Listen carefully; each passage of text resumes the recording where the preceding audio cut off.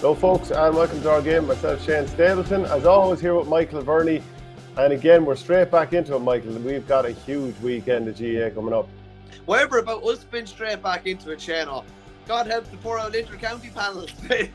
It's funny when you think about it, like we're just getting ready for your game on game. On Monday you're reviewing, straight away on Thursday you're previewing. It feels like there's no time. But whatever about us having little time.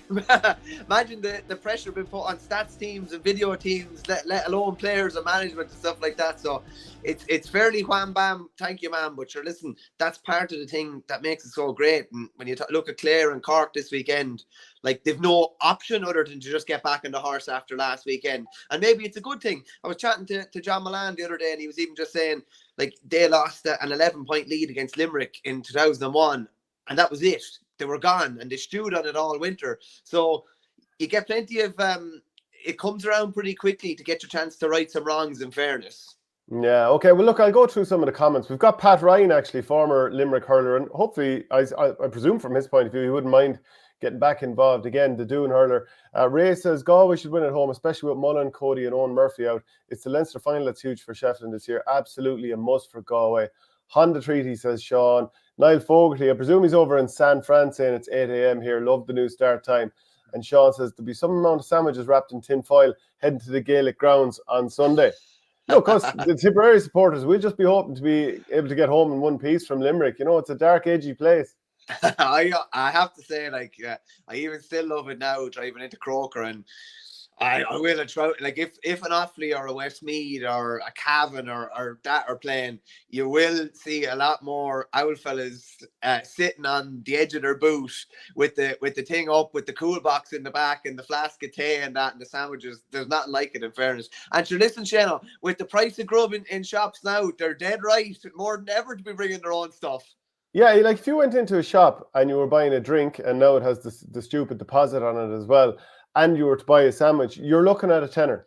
Or not far off it, and a package of crisps in there as well, of course. I was only chatting to someone about this morning, like the cost of living in Ireland at the minute is absolutely cat. Are we going to go there? No, we won't. Well, we won't go there too much. But like, even just chatting to a fella this morning, like, remember the days when you may be getting out takeaway for 7 or 8 quid, like, and it'd fill you for the night. You'd be paying the guts of 20 or 25 now for anything. I just think the whole thing has gone a bit mad anyway. But listen, that's another. But listen, that probably feeds into ticket prices. Maybe some attendance has been down at times as well, with families probably picking and choosing what they can or can't go to as well. And that's only natural, because it's very hard to fork it out every weekend. Yeah, and you know, I was posting about the attendance at the Dead Rubber between Limerick and Tipperary in 2019 a little bit earlier. 39,115 showed up for that. What a turnout when you consider that everybody knew at the time this game didn't really matter so much in terms of, and then obviously Tipp got spanked a few weeks later. But what a turnout. I'd be shocked if it was anything like that this weekend. Oh God, that's a monstrous turnout. Yeah, just for the sake of pig iron, will you just check how many were at the Munster final after? Like, there would have hardly been too many more. But that I would you see the colour of well, this weekend, there's a fair bit on. 44,000. Yeah, like only 5 more, and considering it was a couple of weeks later, and it was a real dead rubber. And it's funny. That game obviously cost Tipperary long term, losing Bonner and Barrett, and you're wondering, when you look at Galway and Kilkenny's varying approaches to the opening weekend, Kilkenny put out pretty much their full team. Potentially lost 3 frontliners for this weekend. Like, I only got to see the footage back. Oh, Murphy got a pretty bad, like pretty severe head knock. Stayed on for a couple of minutes and was taken off at half time. Aidan Tallis was brought in. Darren Brennan is no longer on the Kilkenny panel. So Tallis will be number 1 this weekend. It'll be a fair old baptism of fire if he does come in. Mullen went down bad enough for what looked like a grind or a tie.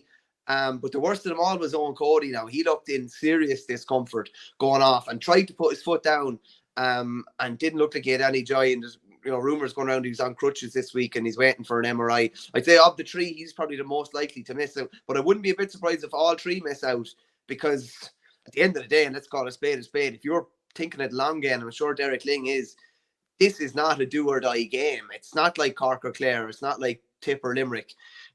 More than likely, the Leinster final will be these 2 teams, regardless of how the game finishes at the weekend. Yeah, and look, we'll come back to that game a little bit in a little in a little while because I want to talk a lot about that too. As I said, we have Pat Ryan of Doon coming on to talk about Limerick against Tipperary, but we might as well have at it initially. Are you going to make any case for Tipperary to win this game, or are you just going to spend the next while laughing at me? Well, obviously, like last year's game, the corresponding fixture last year, Limerick were under pressure kind of coming into it. And I'd nearly been beaten the first day, had lost the second day. And like it was a great opportunity for Tipp to beat them. And Tipp obviously had a bit of momentum behind them. Had they drawn with Cork and beaten Clare at that stage, I think they had. They're obviously coming in, you could say cold, you could say fresh as well. And they were in Portugal, obviously, the week before last. Limerick are coming in after, probably maybe 3 unconvincing quarters, and then 1 pretty convincing one. And I do think they'll improve massively. I suppose there's some question marks hanging over Tipp this weekend, and who's going to be playing where. Will Ronan Matter be moved out the field potentially, or will they stick with what they've gone with so far this year? I suppose those are the question marks, and I throw at you, like, are you any the wiser about who's going to be playing 6? Will Noel McGrath come in potentially? There's been a lot of time between their last game and this game, and there's been enough time for particularly someone like him who has an unbelievable amount of credit in the bank to have pushed on. I believe he played a couple of games for Lockmore in the league as well, in recent enough weeks to get him primed a bit more. What sort of a team are you expecting? Are you fairly up in the air about what's going to be named Thursday night? I think so, yeah. Like you put it this way. Do you know for certain who's going to be in goals? Barry Hogan or Rhys Shelley? And Rhys Shelley made his debut against Limerick in the Championship last year. And I thought he was really good, really brave goal. He put the ball through the eye of a needle. But going on the league, you might think that maybe Barry Hogan is the number 1. As far as I know, Cathal Barrett isn't right. Picked, a recurrence of an injury, and I'm not sure if it was the exact same one, but picked up an injury against Laois in a challenge match so long ago. So as far as I know, he's out. Sean Hayes got a nice goal against Clare in the league semi-final. There's talk that he's going well. But outside of that, who'll be full-back? Will it be Ronan? Maybe, maybe not. Who'll be 6? We've seen in recent times Robert Byrne play there. We've seen Brian McGrath play there. And if I'm honest, I'd be hoping it would be someone like Brian O'Mara, who ended up playing cornerback against Clare. So again, that whole situation is up in the air. And if you look at the best teams in the country, they're 3, they're 6.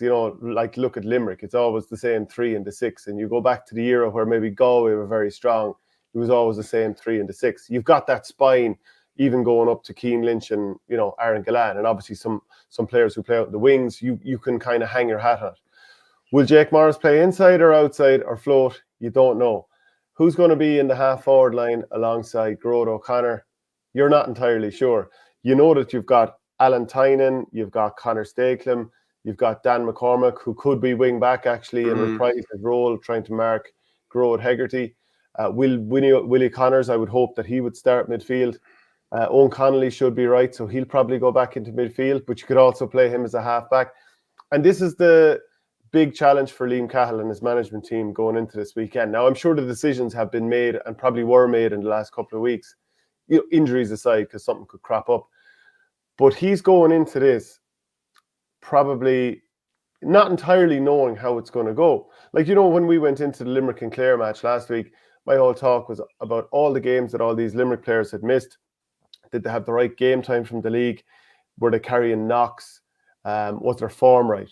And I think for 53 minutes, a lot of that materialised. Now, whether you want to say for the final 17 minutes plus injury time that Limerick found a way and they're champions, or Clare just pointed the shotgun at their own foot, that's up for debate. But the thing coming into this game is that with Tipperary, you really don't know what you're going to get. And we have Pat Ryan on the line now, a huge lover of all things Tipperary from right on the border there and doing. How are things, Pat? Yeah, all good, yeah. Thanks for having me, lads. No, definitely, yeah. This is the biggest game for us anyway, this weekend. It's usually for the boys in the city, it's Limerick and Clare. For anyone out this way, it's Limerick and Tipp. And obviously, my mother's from Borsley, so same part as you, Shane, so the lot in it.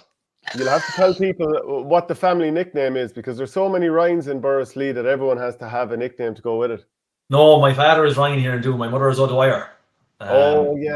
Out in Corbaha there. Out in Corbaha on the road to Temple Derry. So Mad Tipperary supporters, yeah. I'm going with my uncle Mick Joe now will be one of the biggest Tipperary supporters in the county. And You're running with him. I'm going in with him, yeah. He loves it. He goes to every Tip match all over the country. He loves it. And you know how did you come to be? I was chatting to Doon fella last year. I was doing a piece on Dara, and you're referred to as Pat Ryan Simon. Yeah, well, more so what he's talking about there. There's so much Ryans in Doon. There's Ryan, like in Burrows, Ryan Foot. There's in Doon. There's Ryan Lee, Ryan Frank, Ryan Bob, and my father would say their side, they're Ryan Simons. So in Doon, I'd be kind of known as like that. It'd be more Ryan Simon or more Pat Simon than Pat Ryan, and in Limerick then it's more, Pat Ryan. That's not in any way confusing. No, definitely not.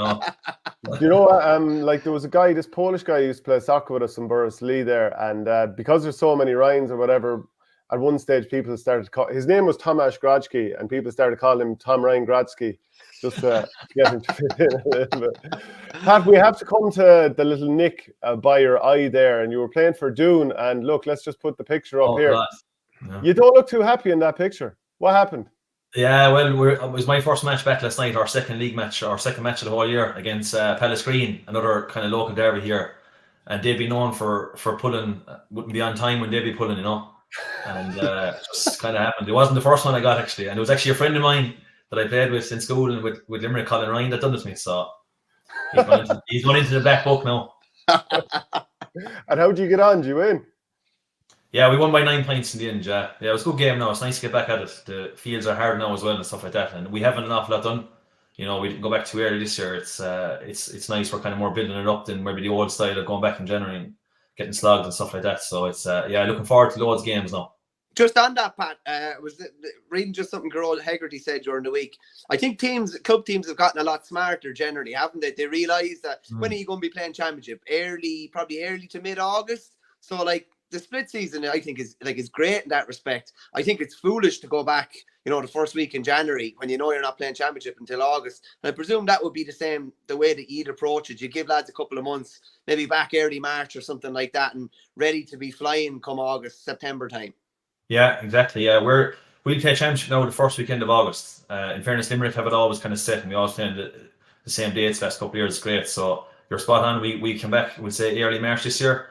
And to be honest, it's a breath of fresh air, to be honest. Our management this year, we train for 6 weeks. We do a hard 6-week block to give us a week off. We just had a week off there 2 weeks ago. Now we're going again for 6 weeks to give us another week off. We go for 7 weeks. Do you know, it's fantastic. Fellas can plan trips then, etc. I was just away at a friend's wedding last week and we're off. And we'll say, I know we're off now again either last week of June for a little break or the first week of July, and I can plan something to go away then as well. Do you know? So it's fantastic. You've seen both sides of it, as the county player coming back in with the club and just maybe been solely club at the minute. Are you pro split season? I am definitely, yeah. To be honest, it's only hard for a small minority. That's the small, we'll say people that are getting to the latter stages of both maybe, and especially even the latter stage of the county final. Because 2 years ago, I think, or last stage of the All-Ireland final, 2 years ago, the Limerick boys played the first on championship the week after the All-Ireland. Now, last year they changed it to give them 2 weeks, So it's just for fellas like that. Maybe in the Limerick team the last couple of years, for example, they're playing a lot all the way through. But no, overall, it's definitely great. It gives people more balance. And look, every inter-county player is a club player, so it has to be the model to fit everyone. Is the best one, Be careful what you read. Be careful what you read about Gerald Hegarty. He said the other day in an interview he didn't know the score in the match. Right? I was the amount of times we were training Blonrakeel on a Tuesday night when Liverpool were playing the Champions League. And we'd start training 15 minutes before the Liverpool match. And next thing he turned to me in the middle of a drill and we sweat rolling down my face and he just said, "Hey, Liverpool are 1-0 up. Sally after scoring." I don't know how he knew the score in the Liverpool match, but he doesn't know the score in the hurling match. So I don't know, that one was a funny one. Jerry Redden says here, Pat Ryan the legend. When will you be back in a Limerick jersey? And Pat, if that doesn't happen, would you be tempted to swap over to the other side? Oh God. I get on to Liam Cahill for you. Oh God, I'd be killed. No, well, the closest I came to was last summer now. This is actually the first summer we kind of been fully back to club in the split season, because last summer I went to New York, playing with Tipp New York. So that's the closest you're going to see to that. But no, definitely not going to be stopping allegiances now. Last summer was great though. I did make a lot of friends out of Tipperary lads over there. I have an uncle Donica in New York for years, and he's involved with the team over there. So that was a fantastic summer as well, and it's definitely something any young player out there that ever wants to do it, ever gets the opportunity to head away, should definitely do it. Yeah. Now, so heading into this weekend and this match, like you're on total edge with a match like this, I presume, when you're talking about the rivalry. Like, how close is your house to the border, basically? Oh, my home house now would have only been. I'm living in the village now, but less than half a mile anyway. You know, incredibly close. And obviously, we would have went to school with lads in Cap White and Carty and stuff like that. And even socialising every now and then, you know, when we were younger, we would have went to Turles for nights out here and there. So obviously, know a lot of people and stuff like that, and a lot of good friends from even playing with, a lot of Tipperary boys were in New York last year. So, but there's just good needle. But it's a nice rivalry, I think. You know, now we've had the upper hand the last few years, which is great. When I was growing up, it was kind of the complete opposite, to be honest.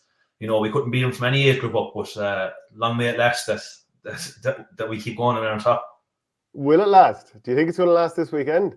It'll definitely last this Sunday now, I think. But hopefully this year. But you never know. Like you never know. You obviously Tipp. Nobody seems to know the Tipp team or what's going to happen. But I do think they'll play really well. You know, I do think they have a lot of good players when you go through their team and stuff like that. But I just think what happened last week, like with 20 minutes to go last week, I was very worried about this game. I thought we were going to lose to Clare, and then I said, Jesus, this will, Tipp's tails will be up now if we lose here. But now it's all just changed around very quickly. Like the Limerick boys now after last week will be on a massive high, and for lads that didn't play well, they will just be demented to get out and play well this week, because if they don't want someone else to take their jersey or stuff like that, So I think Limerick will play really well this weekend. Do you agree, Michael? No, I definitely be the same. I think you're going to see.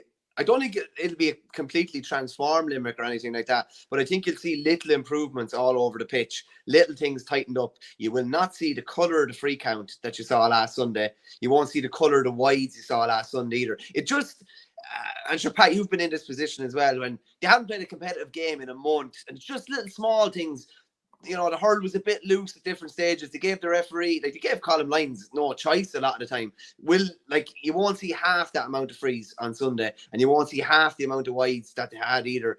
Everything will be tightened up a bit. And, as I said to you, Shane, before Pat jumped in there, there's a different kind of feel to the game. If Limerick have been beaten last weekend, you're saying potentially ripe for the picking on Sunday, whereas I think it's the exact opposite. I'd be expecting loads of improvement, and it's just the thing with Tipperary is we don't really know what to expect, and maybe that's a good thing.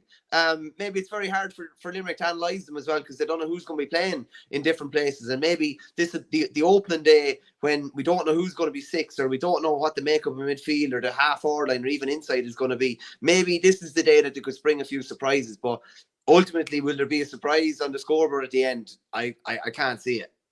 Well, look, we'll drill into that a little bit more. But like, Pat, those first 53 minutes where Limerick had just scored 9 points, they were 9 behind. If you were to analyse it now, why were they at that stage? Why were they in that precarious position? I think it's more so because Clare played really well, to be honest. I know Limerick did have a lot of wides, to be honest, and Grod Higgerty spoke about it after the match. They were in position getting the shots off, which is not bad. But I do think Clare played really well. I rate Clare very highly. I think they are very good. And it didn't, to be honest. Some people think that, bringing on Tony Kelly with 20 minutes to go when they were up. I've heard some geniuses say, like, God, they shouldn't have done that at all. Well, anyone around me when he was coming on we're thinking, Jesus, what's going to happen now? Like, are we going to get bet by 10 points, 12 points? But to be honest, Limerick's biggest strength is when adversity comes, and that's something that Paul Kinnerk would openly speak about for years and years, would be, what do we do when things go wrong? That's when the real test comes. And, thankfully, we're well able to, we'll say over the last couple of years, we've always dealt with when adversity comes. Like, we'd have been down there, like, people talk about the league as well, saying the league doesn't matter. I can tell you one thing for certain, it always mattered to us. And what we got out of it for the years, like in 2021, half-time of the Munster final, when we were 10 points down, Paul and John came in. The first thing they mentioned was, lads, do you remember when we were in Salt Hill in 2018, 9 points down against the All-Ireland champions, away from home? And we came back that day. It was a reference point. You're not just pulling it out of thin air. So Limerick have loads of them, which is just, you can't buy that, It's funny, Pat, just you mentioned about league games, and one that I was actually sitting beside you in the press box, Shano, league semi-final 2018, when you played Tipperary, and I actually went to extra time, and you were unlucky to lose in extra time, but I remember thinking that was nearly a coming of age kind of performance, and it's like, just these boys are going to be knocking around, or potentially knocking around for a while, and it's funny, games like that, and the one in Salt Hill might seem kind of, incidental or not that big, but you do call on experience like that, don't you? You call on little things. Yeah. I remember we came back a couple of times in that game, and it was a sickener to lose it because it had been a good run. We had played Clare the week before. It was the game that went to double extra time and 65s, and obviously the Galway win the week before. So we were kind of on this, we were on this roll, and it felt great, like it wasn't going to end. And then again, Nicky's contact must have slipped because if you remember, he actually poked the ball straight to Jason Ford. And right, thinking, oh my God. So one time it actually slipped. Hold on well, that was the one time it did actually slip, I'd say. Does he actually wear contacts now? Can we put this to bed? He started wearing them after that. But I actually remember you were talking about a turning point, and there really was, to be honest. I remember in the dressing room after that game. Again, we had come from a couple of years where we hadn't been near Croke Park. 2017, we lost every game basically against every top team in the top 10, you could say. And in 2018, I remember John Kiley coming in, and he just pointed out the corridor, and he said, down there, he said, they expect, to be in Croke Park at the end of the year. He said, they just expect, because they had been going back over the last 10 years almost every year. He said, that's what we want now. He said, why can't we be like that? We should have beaten them there. We were toe to toe. That's what we have to aim for. And I remember there was kind of, the disappointment kind of turned straight away to, and funny enough, we were playing them in the first round as well. So training was just unbelievable after that, and we did feel, it gave us a lot of confidence. We did feel like, we can turn these lads over in the first round. And obviously it set us up then. And do you remember then, so you go and win the All-Ireland, and that ground has been covered an awful lot. And then you come back next year, and in the Munster Championship, the couple of weeks before you beat Tipperary out the gate in the Munster final, there was that round-robin game, and Declan Hannon didn't play, Cian Lynch came on late. I feel like somebody else wasn't started. Del Morrissey didn't play either, I don't.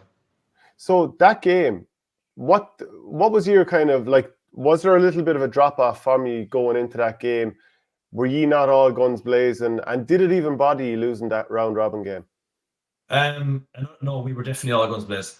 100%. It's just like that. I suppose, look, you are taking off some of the best hurlers in the country when you're giving other fellas a run, etc. So I suppose you're not edge strong, but no, we were definitely going hell for leather. And if actually that day, we would have missed out on the Munster final, only for, I think it was, a result worked out for us in our favour.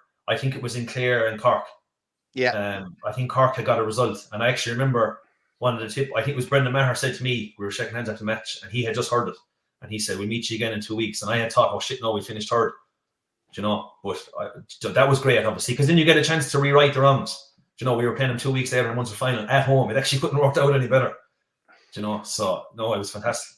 But that put you on a collision course with Kilkenny in the All-Ireland semi-final, though. So it actually did work out perfectly for Tipp. Yeah, that's definitely one thing it did. But even the Munster final, and Tipp lost that day, they made Seamus Kennedy and Barry Heffernan came into the team. They made 2 changes. And I remember watching, let's say, the semi-final or the quarter-final, I remember thinking, like, Jesus, they're already better now because they lost. As in, like, them 2 guys are going to make a big difference. And obviously they did. And look, fair play to them. We, Kilkenny beat us fair and square, even though it was very tight. But look, we haven't done too bad since. So, like, Pat, you go through like all of these games since in the Kiley era, and you've won them. You basically won them all except for that round-robin game. And in a lot of the games, Tipp have given you everything in the first half. Like that Munster final, Tipp were up by 5 points after 18 minutes. You won the rest of the game by 17. The 2021 Munster final, the 16-point turnaround. And it just feels, even in the league this year and the league last year, there's just been these huge purple patches where Tipperary can't do anything about Limerick. Is this something that you're aware of before the match? To be honest, I'm not 100% sure. We're actually more aware of the fact that we're not playing as well in quarter 1 or quarter 2. But it's mad. Like, it's like people say about certain greyhounds or horses that they're better coming from behind. I don't know. Like, if you look at Limerick's last 7, every championship game last year and this game last week against Clare, the last, I think it's 5, we haven't been winning at half time. Cork, we were drawn and we were losing the other 4 and won the second half. And the first 2 that we were winning was the second one against Clare and we lost it at half time. And in Waterford, the first day we were up 5 points and they won the second half. So, but like, it's more so working on lads, we can't keep we have to get quarter 1 and quarter 2 to the same standards, etc. Quarter 4, but obviously it's great. It's great confidence in the back of your mind that that geez, we do finish strong, etc. Or when we do get into our flow, we will put scores on the board. Do you think that's a psychological thing you have over other teams now, Pat? That even if Clare are 9 up or whoever Tipp or 10 up, that they know you're coming, and that it does. When a team is going to finish strong and they're not going to throw the towel in, it can force you to make a little boo-boo maybe that you wouldn't normally make, because a team is kind of coming strong. It's an amazing thing that you have, and no matter what you're down, you can't really be written off, and you're going to stay going till the final whistle, and even if you are beaten, that it's going to be unbelievably tight. 100%, yeah. It just brings us a lot of confidence. Like, it would bring Limerick a lot of confidence. It even brings the fans a lot of confidence, to be honest. Because people don't get, overly anxious if we are not going that well, but more so in terms of, like I said, when we're not going that well, we still, fellas always know, geez, we could turn this around if we get one score, etc. Like, it's funny enough, I'm not sure why it happens, but if you look at the league game against Tipp this year, when Jason Ford got the goal with 5 minutes to go in the first half, they went 5 points up. Great time to get a goal, you'd say, push on, 5 minutes left. We got the next 4 scores, they didn't score. And when Bonner came on and got to score, we got the next 4 white flags as well before Tipp scored. So in a sense, it almost seems the worst thing you can do against Limerick is score a goal, because it actually, it gets the engine revving. And even Galway, that learned similar last year. Like, Galway were flying at Cathal and got that great goal. But then it was almost like, geez, lads, we better get going here. But obviously, you don't want to do that too much, because, you don't want to keep being down at half time. Obviously not, because someday you could get caught. Like, look at the Kilkenny game in 2019. Yes, it's still great, even that game that we came back and brought it back to a point. But, you don't want to be going 5, 6, 7, 8, 9 points down. You're not going to come back it's not going to happen all the time. Have you any worry, Pat, that the well is going to run dry sometime soon, where you're going to go to the reserves and there's going to be nothing there? I don't personally, to be honest, because I don't doubt any of the boys, you know what I mean? Being involved with some of them players and watching them players now, they are guys that the best players stand up when needs is, when needs must. Last 10 minutes, can you win a ball when it's 50-50 coming down on top of you, and we are so lucky. We have fellas all over the field that can do that. Fellas in the half forward line, fellas in the half back line. That it's funny, because even Paul Kirk used to say, like, the tactics are basically in place for 60 minutes, 65 minutes. And then it's kind of into a free zone after that. Then as in it's kind of all, it's war for the last 5 minutes. It's more longer ball. And we have the fellas for that. Like, when Groad Hegarty, when we got the first goal last week, or the second goal, the one Donegal Dawley got, and what Quilligan done was he went 100% as long and as high as he could. It went down to the D. Sure, coming down to the D, high and long on top of, we'll say that back to the 6 backs that Limerick have is absolutely fantastic. They broke the ball went down to Higo, another goal. That's the time to actually work. That's the time to do your puck out into space, that you work on so much, instead of hitting the ball down along, which fellas like Jeremy Burns love it coming down along all day. He'd eat that up like. Just on something you said there, he always say it, and they always say about sticking to the process. But it sounds like the process goes out the window a small bit, does it, in the last 10 minutes? No, what you said. You're still always trying to stick to it, and just saying, it's just being aware that obviously if you're in a Munster final or in a semi-final, and if the game, like John Kiley said as well, if you're 3 up or 3 down, you're in the very same position. You're not. Don't be too far worried if you're 3 down or a couple minutes score, 3 up. It can change very quickly. So it's just be more aware. Like you've been at these games, 50,000 people roaring and shouting. It does create more of like chaos in terms of the more long balls that come. You know what I mean? And fellas are tired as well. So it's just that it's not going to be exactly perfect, but you still have to win it when it's there to be won. You have to be able to win it. You can't rely on maybe getting the ball into space 100% of the time. Obviously, when it's on, they'll give it, and you've seen that over the years. They will do it if they let do it. But teams are pushing up and bringing such an intensity to Limerick. That's a reason why, as well, why a lot of these teams are winning at half time. They're just coming out of the gate and giving absolutely everything. Because obviously they're trying to take them down. And Pat, obviously that team is full of leaders, and you've played with them all over the years. But if you're like, is there any kind of particular time, moment, person you'd zone in on when you think of leader in that dressing room? Well, I could give reference points to all of them nearly, to be honest. Anyone in particular, no, because they've all done it. Keane Lynch has caught a puck out when needed.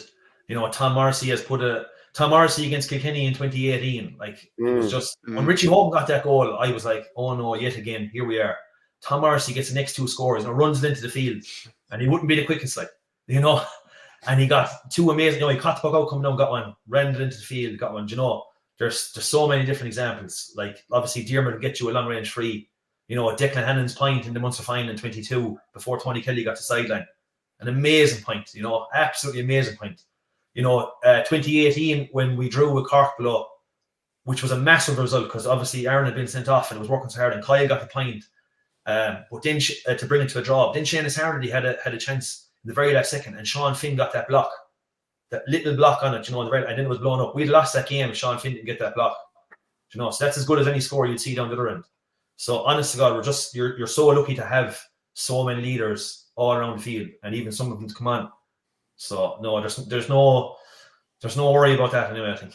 Who's the big voice in the dressing room beforehand? Like, would John Kiley be the main voice? Paul Kinnerk, players?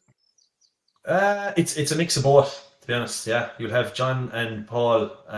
Will go through things. Other members of the management will pull you aside and go through things. You know, some of the selectors, and then obviously you have, you know, we'll say some of the forwards to speak to other forwards. You know, some of the forwards. Obviously, most of the time, I would, you know, as a sub, someone like Garrod or Keane would come over to me, you know, just before you go out, and he, you know, they'd say, look, we need a lot of energy today now when you come on, you know, etc. So it's just a lot of it is player led, talking to players, talking to other players, etc. Just a 2-pronged question there, Pat. Was there ever times where your nose was in any way out of joint about not starting a game when you thought you were absolutely flying? And then secondly, how does your preparation change when you know you're going to be coming in most of the time? Even like, I'm wondering, do you go full bore in the warm-up before the game, or do you hold yourself? Do you know what I mean? Because you know, chances are it's going to be around the hour mark, and that's when I need to be perfect. So just a 2-pronged question at you. Yeah, no, 100%. I did get used to it in a sense, even though you don't accept it, but you do get used to it. And you're right in terms of, like, I could be a lot more relaxed, maybe just that half an hour, that hour before the game, because I knew more than likely, you know, like you said, it's another hour's time to go, you know. But in terms of nose out of joint, look, obviously there was different times where you are going strong. Like, we'll say times where you would have played a challenge match, maybe in between games, you know, and you could have went really well, and even, or a 15-on-15, like, or another player could be injured. I remember going to John one time before we were playing Waterford, and this when Waterford were going really well, and people were saying, geez, Waterford have the best squad in Limerick, you know, they have and they did, like, or they had a fantastic squad of 30 players. And I was like, you know, geez, John, I'd really love to play this game. Like, you know, I think my form is good, whatever, etc. And he'd say, look, you are going well, etc. But, you know, for this game, look, I need you coming on. You know, they have very good subs. I need you coming on for this game. And you'd say, fair enough. Majority of the time over all the years, look at the amount of game, like, majority of the time over the years, fellas were just playing too well anyway. You know, you're Peter Casey, Seamus Flanagan, Garrod, Gillan, and Mull. You know, they were just flying at most of the time anyway. So you just, no matter what you done, you couldn't get in. But some of the times when maybe there was injuries like that, you would go, and look, he'd just be honest with you. He'd say, no, look, I need you coming on. I'm not going to start you. And sure, what could you say? Only fair enough. You know, I see, fuck it, I chance my arm. Yeah, well, you're dead right to say it to him anyway. Yeah, I know that. You get nothing for not asking anyway. Yeah, that's a fact. Who's the best crack actually on that panel? Oh God, there's plenty of fellas good crack now. Dan Morrissey is very funny, to be honest. He's great to come out with kind of quick one-liners, you know.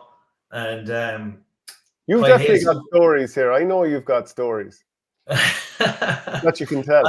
Hey, Pat, don't be lulled in now. There's no coincidence that he's trying to get stories out the week of the Tipperary game. I can tell you Wouldn't do it. That's a good point, yeah. No, but look, a lot of these fellas go cracking. I've even lived with a lot of these fellas, and even obviously the trips away were fantastic. You know, different times, like we went playing the Super 11s over in Boston, New York, and stuff like that, and just the crack you'd have, you know, drinking before, like you over there, you can have the crack before the match and straight after the match, you know. And it's just, but them trips away are just, you know, they're stuff you look back on forever and just say, well, what an opportunity we had to go away as a group. And I do think that helps the group over the years. When you become closer, it's just this kind of, you know, this invisible link you have that I genuinely think like fellas pass the ball crisper and easier. They know what kind of, obviously comes from time playing together as well. But when a team gets on as well as this team gets on, and the cohort this team has for years, honest to God, it's such a massive advantage. It's huge. All the time they've spent together throughout the off season, or going away on trips after games. You know, it's absolutely massive. And socialising outside of the group as well. Like a lot of fellas, I don't drink coffee now, but a lot of fellas will go for coffee and stuff like that together, you know, or meet up and do different things, and that can't be underestimated. That's massive. Pat, you're in the minority. I'd say not drinking coffee. Are you a tea man or what? No, I don't drink tea either. No. Go away. No, it wouldn't be for me. No, yeah. Just I got into cans of Monster lately. No, they're nice. Go away. You'd be high as a kite. Would you stop? Yeah, I'm not allowed to have them after 1 o'clock in the day. Just before. Who would you be closest with on the panel? And with you not being on the panel these days, does that make it somewhat strange for you, or create a little barrier, or what's it like? No, it doesn't. No, because to be honest, an awful lot of the fellas and lads on that panel I've played with since minor and under 21. So, and even colleges and different stuff, and obviously the boys from doing I still play with all the time. But look, you'll be close to a lot of them. You know what I mean. Some more than others, obviously. Like I lived with, over the space of a couple of years, we lived together, a lot of us, like myself, Kyle, Diarmaid Burns, the two Morrisseys. We lived in a house together for a while. I don't know if I'm forgetting anyone there. Yeah, we all lived in a house together, and that was an eye opener in itself too. That was like 2019, to see the kind of dedication some lads do on a day-to-day basis. Like, it's easy training hard twice, you know, Tuesday, Friday, Sunday. That's easy. Like, you know, living with the likes of Dan Morrissey and Tom, you know, you see what these guys do every day. You know, you see how, you know, Dan Morrissey, we'd be watching a film, you know, the clock would strike 10, Dan Morrissey's off the bed. You know what I mean? We're just sitting there watching it. But it's consistency, you know, and but no, great lads, great crack, and like I said, we've had great times over the years. Just on Dan, Pat, he is something else though. Like, he is the man for every day, isn't he? He always shows up, and even at different times the last day, I'd say it was maybe Cobbe flat-footed for the goal because O'Donnell got around him like easier than maybe he normally would. But like, even at the end, he was winning ball. He's been something else for the guts of the last decade. Like, when you need someone to stand up, you've even noticed in All-Ireland finals that he's not unbelievable in the air, but he'd make a catch in like the 65th minute when a ball, as you said earlier, when a ball really needs to be won. I have to say, I think he's the most probably the most dependable fella nearly you have, because he delivers a 7, 8 out of 10 every day. He could have got, to be honest, to me, like Dan could have got hurler of the year every year since 2020. You know, he just hasn't. He's been absolutely fantastic. You know, he's a top class hurler. Even the start of the game the other day, that was actually probably the first ball that Shannon Allen did win off him. You know, and obviously he's top class. He's going to do a little bit of damage here and there, but yeah, Dan is just, he's so consistent, and such a rock to have there. You know, in the full back line, it just, the amount of confidence you have when a high ball goes in, especially a high ball. Like, when you see teams poking high ball in the top of him, you're just, you know, you might as well be putting into Nicky Quaid's pocket to poke out. You know what I mean? It's as safe as it's just coming straight back out. And he's unreal. He really is, and he's never injured, you know. And you go back to like his first game, 2016, he played fullback against Tipp. You know, it was actually the last time Tipp beat us, you know, in a big game, you could say. You know, he got cleaned basically. You know, his first full day out fullback, and he was dropped the following. Richie McCarthy came back in.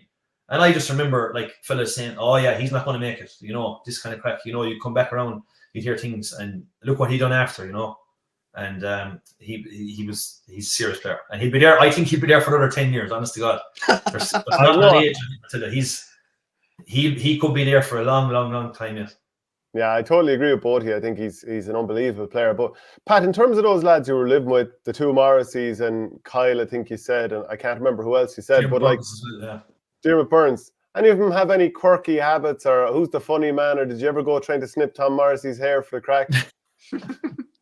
No, his hair wasn't as long then, no, to be honest.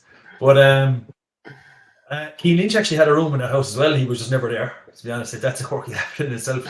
But no, some fella like, you know, we'd watch a bit of Love Island together now and stuff like that at night, and Diarmaid would have his tea and his slippers on and stuff like that, and Dan was more sort of quirky habits. Like I said, he'd be just kind of robotic in terms of his habits.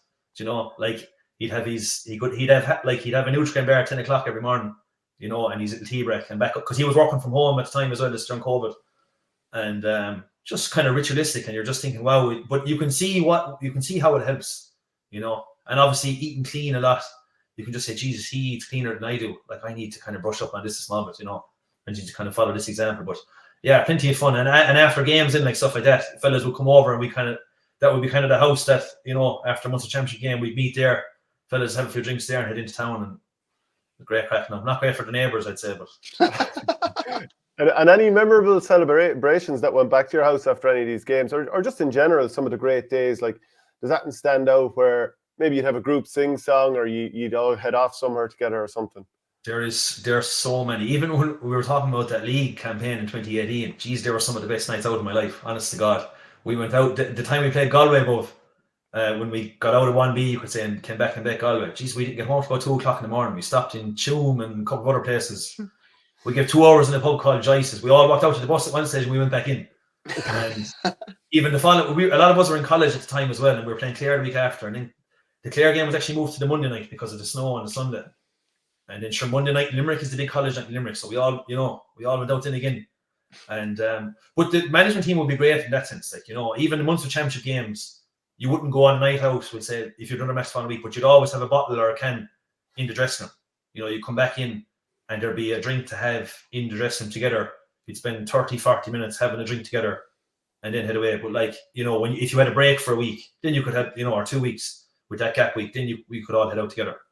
I've even seen you, Pat, after certain games, maybe there were finals, I can't remember, but we'd still be doing our tapping away in the stadium, and it could be an hour and a half after the match or an hour. You'd come back out onto the pitch together, just sitting down and that kind of. What's the kind of scenario there? Or just taking it all in, or just kind of take it all in, yeah. Like there's a kitchen in the Gaelic grounds forever, and that's where you get your food. That's where the caterer come in and give you your food.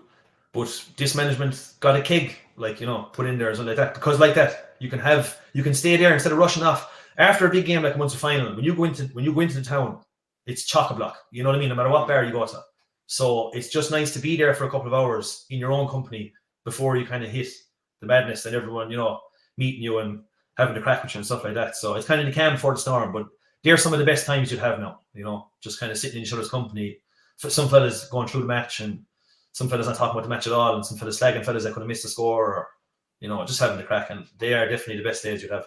Just on something else you said there as well about even being able to have a bottle and stuff like that. I think the worst thing you can do is tell someone, particularly GA players, oh no, you're not allowed to drink for whatever. If you satisfy their little itch there and allow them a bottle or two, lads are generally, most lads, this could be 1 or 2 now that might want to take it a bit further.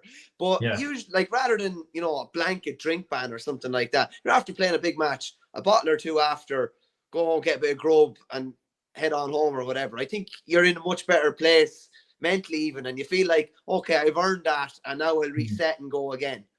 Yeah, no, definitely. And that was one thing when John and his management team came in, they didn't treat you like children, It's pretty clear, look, if you want to go out after a match and have 1 or 2, that's perfect, go and have 1 or 2, do you know what I mean?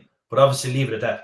And even when we bet Carlow in 2018, we were playing Kilkenny the week after, and like that, we just had, they bring in this kind of a big fridge, whatever, like that, or whatever, on wheels, and it's just, we'd have 1 or 2 bottles each before we get back on the bus and head home.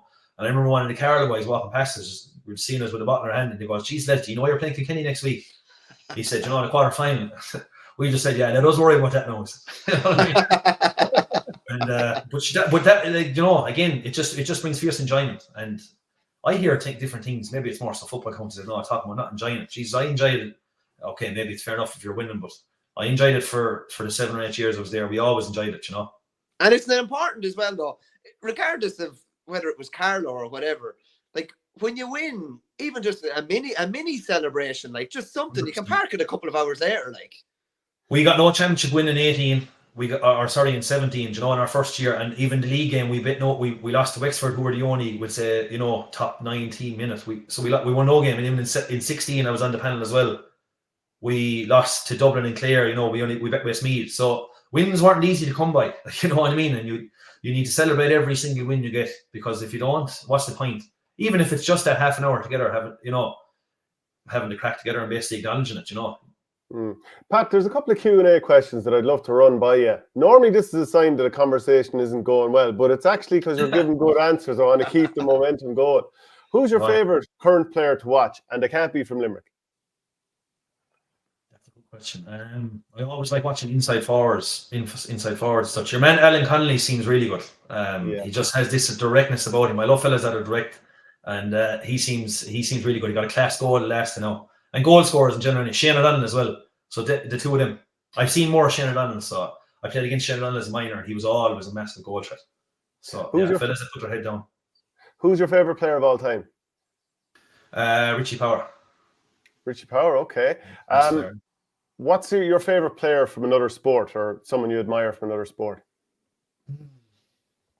Another sport. I don't watch an awful lot of other sports. No. So like I do, but not religiously. A bit of soccer, like obviously I love Mo Salah, the consistency he has of scoring goals, because like it's the hardest thing to do, obviously. And even though he doesn't actually play that well in every game, but he has such an amazing goal scoring record. So I'd say Mo Salah. Who's your toughest opponent and why? Oh God,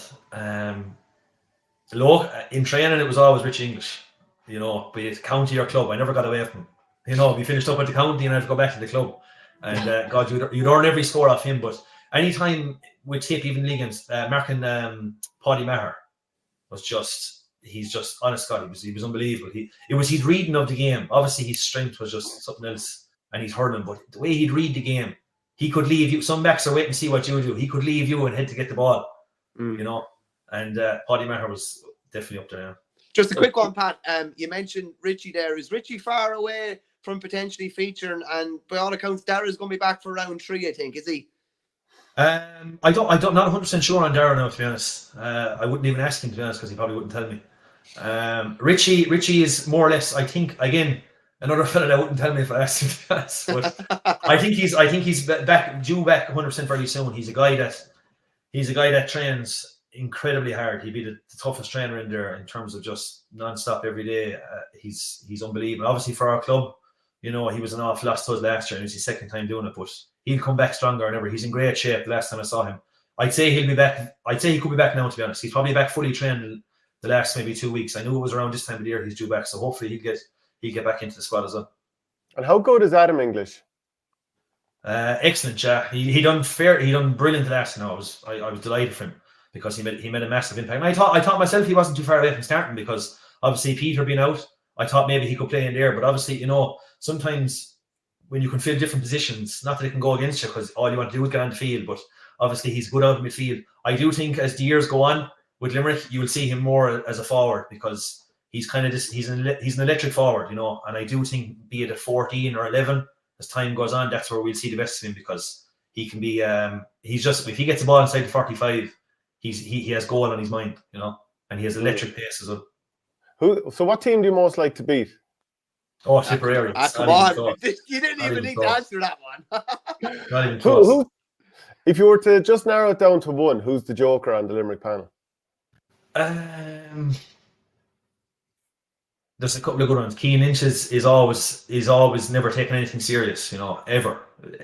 You'd be at 5 minutes for an Ireland final, in a sense, not in a bad way. He's just, you know what I mean? He's just always kind of loose, and having good fun. Dan Morrissey is very funny and kind of meetings as well. I'd say Kyle Hayes probably. He's able to kind of get a laugh. When you can get a laugh off John Kiley and the management and stuff like that. You know where you're going with. Who is the best trainer? I kind of said Richie English already. I give it Tom Morrissey as well. Tom Morrissey puts in exceptional effort. Who's the best dressed and who's the worst dressed? Oh God. I give Seamus Flanagan best dressed, because he has a fashion brand company, and he's not doing too bad. Worst dressed, there's a few. Worst dressed. I go Cian Lynch. Yeah, hasn't a clue. Is it just he's a bit out there? He's going for some risky looks. It's whether it's a risk or playing it safe. It's not working, isn't it? Yeah. And which player loves the media attention?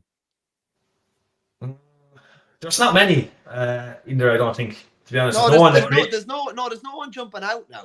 There's no one that craves it. I'll tell you that now. But like Deck is quite good at it, I find. Obviously he's the leader of the whole thing, and he has to probably do more than others. So like Deck is probably quite good at it. And then who thinks that the women love them? There's not many single fellas there anymore now, I tell you. So I better be careful. Well, who admires themselves in the mirror? Wilma, I don't know. Yeah, Wilma, I don't know. Yeah, definitely. Just how important is Declan Hannon then? You're saying he's the leader of the whole lot. In what sense? In every sense. Yeah, he's the leader, you know. He's the head man, you know. He's the captain, and that's it. Obviously there's leaders all over the field, but when Dick speaks, you listen, you know. And even he doesn't speak all the time, like, you know what I mean. But when he speaks, you listen, and when, you know, it's something usually you want to take on board, or if it's in meetings, you know, or whatever it is, you know, he'll call people out, he'll call himself out, you know, or if he has to be called out, he'll take it on board, you know. He's kind of the ultimate leader. If you just say, like, you know, if I could be like him and follow, and he's, you know, what he can do, geez, I won't be going too far wrong. Do you reckon of it? Yeah. Should we move on to the Clare Cork game? I wonder, Pat, do you have any thoughts on, will Clare carry forward that collapse going into this week, or will they be able to write it off? I don't think they will, to be honest. They lost. I think it's the game of the weekend, really, in terms of obviously what's at stake. It's very interesting because they lost last year and they bounced back. But Cork, like, a lot of people are coming down on Cork this week, but Cork have a great record of bouncing back in this scenario. In 19, they lost a Tipp in Sheedy's first game back. If you remember, Bubbles got like 7 points in play, and Cork looked like they were going to be in serious trouble. They beat us, you know, when we were Ireland champions in 19 in the Gaelic grounds. 2022, we beat them by 11 points in the first round. They lost their second round to Clare. They still qualified. You know, they went down and beat Waterford when I didn't think they had a chance to beat Waterford. Waterford were flying it, really. And even in 2021, we beat them in the first round. They got to that Ireland final. So Cork actually seemed to bounce back well after a defeat. And Clare obviously done that last year when Tipp beat them in the first round. So now I do, if I had to come off the fence, I'd say Clare by 1 or 2 points. But I'd say it'll be a fair good game now. Michael? No, a belter of the game. And as Pat says there, like, Clare conceded 3 bad goals in Cusack Park this time last year in the first round. They probably conceded 3 bad goals last weekend again. They bounced back brilliantly a week later last year. I know morale will probably be down because they had themselves in a real good position, but the form is there. The form is in the bank for them to bounce back, and it's, as Pat said there as well, it's almost like Cork need to be written off or need to have something really to prove to deliver a performance. So I kind of think you have 2 teams rocking into the park on Sunday that are both going to deliver big performances, and their season isn't necessarily on the line, but you know, if you like, there is previous before Cork got through with 2 wins, I think in 2022, but like either of them been, you know, without any points after 2 rounds, it does leave them behind the 8 ball a small bit. So there's some amount to play for in that game. But I would have thought, Pat, going into this game, that because Pat Ryan you know, your namesake, Pat Ryan, the Cork manager, because he played with all of the more experienced players and it didn't work out, and, you know, it can be hard to drop the big names, that he might go into this game and say, you know what, even though those lads, you know, in the first half, for example, they had 10 shots from play, those 3 lads, and they only scored a point. So it hurt his team. And you mentioned Alan Connolly, and I think everyone knows Shane Barrett was brilliant as well. Is he now in a position whereby lose this game, chances are you're done for the year, and maybe you're done as the Cork manager, that he's going to have to rip it up, throw in the young lads, and hope they deliver? There definitely will be changes. When you go back over them years that they did lose the first round, there was always changes, you know, and it did help. Like even in 21, we beat them in the first round. They got to Ireland final. I think Jack O'Connor came in after that, you know, and he had a great year. Mark Ellis, I remember, came in 19, who hadn't been on the panel the year before. There will be changes, like, you know. There definitely. I know a lot of people are speaking about some of the older players. Like, you know, we were always told when we were younger, you're only as good as your last game. You know, Cork's last championship game last year, Patrick Horgan got 113, 1-3 from play. Seamus Harnedy got 4 points. Do you know what I mean? They got 20 points between the 2 of them. So I didn't think it was a shock that the 2 of them were starting last week. Someone like Conor Lehan could lose out now, you know, because there will be changes. But I'd be surprised if maybe the other 2 will lose out as well, and there'll be subs coming on. You know, they do have a lot of hurlers down there, and they have a lot of forwards, but there will be changes, I'd say. Yeah, there will be a couple of changes, and it probably is time that the team got to shake up, because it does seem like there was no new players last week. Like even in our game, you know, Donnacha Dálig made his debut. Aidan O'Connor made his debut. You know, it was only Adams' 2nd or 3rd championship game. Fergal O'Connor was very close to probably coming on. That would have been a 3rd debutant. You know, and we haven't any under 20 All-Ireland won in the last couple of years. But we're getting through the players. And you know, actually, I thought I was looking it up earlier, and I thought it was quite funny that if you go back to 2016, and I'm going back to Tipp Limerick here, but 2016 was the last proper championship game where Tipperary beat Limerick, as you were kind of saying. The same year, Tipperary beat Limerick, and a lot of these Limerick players are now buttressing the team you have now, but beat Limerick out the gate in Munster finals and All-Ireland finals, like by big scores. And in the under-21, maybe you were playing in this as well, Tipperary beat you as well. Now Waterford went on to win Munster in the All-Ireland. Yeah, that was a killer for us. We had won the All-Ireland the year before, and we had like 11 or 12 underage, and we were kind of on this kind of collision course with Waterford because we had played them even at minor that 3 years beforehand. We had beat them in the Munster final, and they went on and won the All-Ireland final. But then Tipp caught us then in the Munster semi-final and beat us by a couple of points. So it was a sickener. No, I have no idea where you were going with that question. Sorry, I just got caught up on the underage. No, I was just going to say, isn't it mad that when you think that year, Tipp with 14 men bossed the game against Limerick in the senior, the under-21s, Tipp won, that game, and then battered the minors out the gate. But yet, when you look at those teams, and you even mentioned Dan Morrissey making his debut at full back, who would have thought that what's now happening, the reality now, could ever come to pass? Because Limerick have just been so dominant despite that year. Yeah, no, 100%. And obviously, even in that game, going into that game, and it'll be similar in a way. I remember in 16 and even in 18 talking about it. Tipp can always hang you up for goals. I remember in 18 getting ready for the first round championship, Nicky Quaid kind of pulling us in. Fellas were probably saying we're going to do this and we're going to do that. And Nicky Quaid said, hold on a minute here now. He saw 2 years ago we played him in 16. If we switch off for 2 seconds here, these lads will bang goals like no one else can, and that's what happens. So you do have to be incredibly switched on at all times because Tipp forwards just have a way of doing that. Like Jake Morris and Jason Ford, they don't need much space to get goals. In terms of 16, then we were talking about younger fellas. Yeah, even that minor team like Conor Boylan and Kyle Hayes were on that minor team. They lost well to Tipp, but obviously they've done exceptionally well coming through. The 21s, of course, like I said, that was a lot of the backbone of the team that came out of the senior panel the following year. That game, actually, the senior game that we lost, I remember I played in the intermediate match before it, and that's something that should really come back because if you go through the entire Limerick team now, nearly every single one of them played intermediate, and it was a great stepping stone. Like Sean Finn played intermediate, Nicky played intermediate, I think, and definitely I know some of the rest of it. Barry Nash played intermediate with me. William O'Donoghue played intermediate. Darragh Donovan played intermediate. Deirdre Burns played intermediate. Kyle didn't. Declan didn't. But Tom Morrissey did. I don't think Garrod did. But Aaron Glenn did. Do you know what a competition that was? To get you used. I was on the extended panel with Limerick that year, so I didn't make 26. But I still got to go. I still got to go out in the field that day and play a full game. And I thought it was great. It's funny you say that, Pat, because a lot of counties have developmental squads now that don't actually get to play any games, really. No. It petered out towards the end now, because it's funny you said.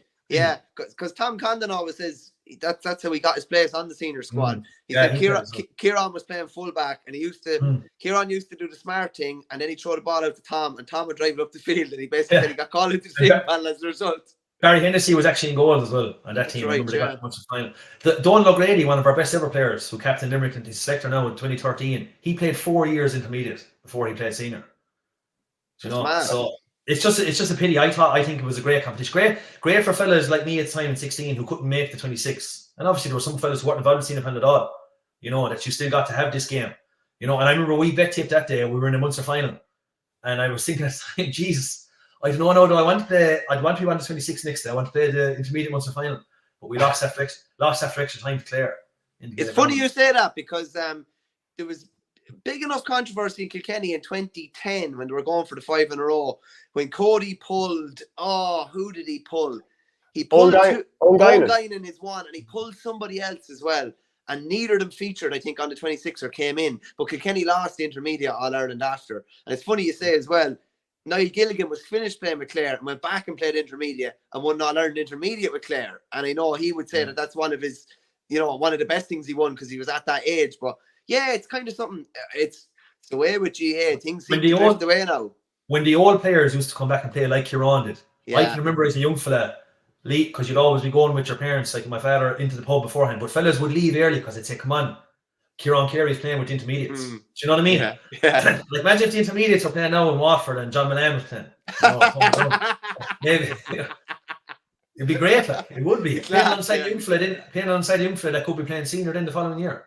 Well, it's like You know? it's the equivalent of an old stage of the club dropping back playing junior or intermediate and playing with like a 42-year-old playing with an 18-year-old and showing him all the tricks and minding him and that kind of crack. It's just happening at county level, and you're probably learning even more. 100%, yeah, 100%. It'd be great to see you come back. Pat, you mentioned Nicky Quaid there, and it's like so often we hear, and obviously he shows us in every game how important he is, contact lens issues aside. But how much of it is down to him? And obviously he executes it brilliantly. Like, could you bring another goalkeeper in, give them a bit of time, and would they be able to do the same job, or is he that special that it's not as simple as that? He definitely is special anyway. And look, I don't know. Look, there's good goalkeepers on the panel there. And even we've our young goalkeeper here in the club, he's only 19, Tomas Lynch. He was in on the training squad for a while during the winter, so he'd be hopeless that the goalkeepers put in. My God, it's insane. We'd be training at 7. Nicky's out at 6 o'clock doing goalkeeping drills for an hour before training. They train harder than anyone else, to be honest, and more time goes into it, and just repetition after repetition after repetition. And where he's brought his game from where he started off is just absolutely incredible, and the saves he made in the first half against Clare. Remember David Reid, he came in, he got one. I think Mark Rogers got one. Like, they were exceptional. Like, they were just unreal. We're so lucky to have him, and please God, he'll stay around for another while. Like, I know he's 2 young kids now, and he's been there since 2010 maybe or something like that. He was actually playing centre back then. He wouldn't be still there if he said playing centre back. I said, thank God he did the goals. I think he came in during the strike, didn't he? He did, yeah. He did, yeah. Yeah. He did, yeah. And Graham Mull was there as well, and Paul Brown. Just you brought up Nicky, so I have to ask you, Pat. I'd love if you nailed your colours to the mast. Whether you will or not is another story. Who's the most influential Limerick player? As in, who is the most important player that you cannot do without? Nicky Quaid. Yeah, Nicky Quaid. Because I do think it's because of the strength of lads, and it's not against the goalkeepers that are there. They just haven't had the experience. Whereas we've seen over the last years, when Sean Finn was out, Mike Casey came in. When Dick Mahannon was out, Cathal O'Neill came in last year, or whoever it was. When Peter Casey was out, Keane Lynch was out. Other people could come in because they have probably more experience. Nicky Quaid is just because he's never been missed. We haven't been there without him, and like that, he's been so good. No, we couldn't. He'd be the one man now that I'd say he's the one man that we wouldn't want to see without in a Limerick jersey just yet. And it's the one position. It's very hard to blood somebody else as well. Like, 100%. you know what I mean? Like, isn't it? Yeah. You can't bring a fella on for the second half or something. Like, do you know what I mean? In a championship. There's something. If you're playing goal, there's something wrong with you. Like, there's just it's insane. It's 100%. Cornerbacks are bad enough, but what's behind them is even worse. You know what I mean? Yeah, Valley Rovers coaching clinic there last year, and you were telling me about you were linking something that you do before training as forwards to Grode McInerney's goal in the All-Ireland final. Grode Hegarty's, yeah. What did I say? McInerney. Oh Jesus, he certainly wasn't scoring goals for Limerick. But so you have a repetition goal scoring game before training, and you felt that the outcome of that was shown in that final. 100%, yeah. Even Donegal Doyle the other day, I know he might have caught it really well, but it's still bouncing going into the corner. That was something that players, again, player-led. No, none of the coaches came up to us and said, you have to do this. It's just when we're doing our shooting beforehand, we'd say fellas, forwards basically over the last 5 or 6 years created kind of a one-on-one game, or you could play with 4 lads. You get 6 or 8 balls each, start on 21. You'd have to head left or right, strike it before the 13. The goal doesn't count unless it goes to the inside netting. So if you hit the back of the net, it doesn't count. If it goes wide, it's -1. So there'd be great crack before training. Do you know what I mean? You could fellas will do it in groups. So you're doing your pints practice, but then you come in 3 or 4 lads to take each other on. They're going to get to go next thing. You have 2 or 3 more fellas taking each other on, and of course it all adds up then over time, doesn't it? That like every single night that happened every single night for 6, 7, 8 months. It's funny you say it as well, though. Like, that's fucking great crack as well, though, isn't it? Like, serious crack, yeah. But like, and yeah. I think that's lost in a lot of clubs and maybe some counties as well. Like, lads, even if it's small things like that, crossbar competitions, like it's all can be so serious. Those little things, just lads live for that kind of stuff. Like, yeah, it's a great way to get to talk to like when a new fella, like every single year, you could have 7 or 8 new young lads come in, and it's a great way. Like, you're walking out to your first training session, you could just say, Well, do you want to have a quick game of this? Do you know, instead of just, because obviously you haven't maybe talked to this young lad before. There could be an age gap. He's playing underage. He comes in, and then it's just it's a good way to ease yourself in and have a bit of crack. And then Pat, just of the other teams before we let you go, because you've been really good with your time. Galway and Kilkenny are playing this weekend.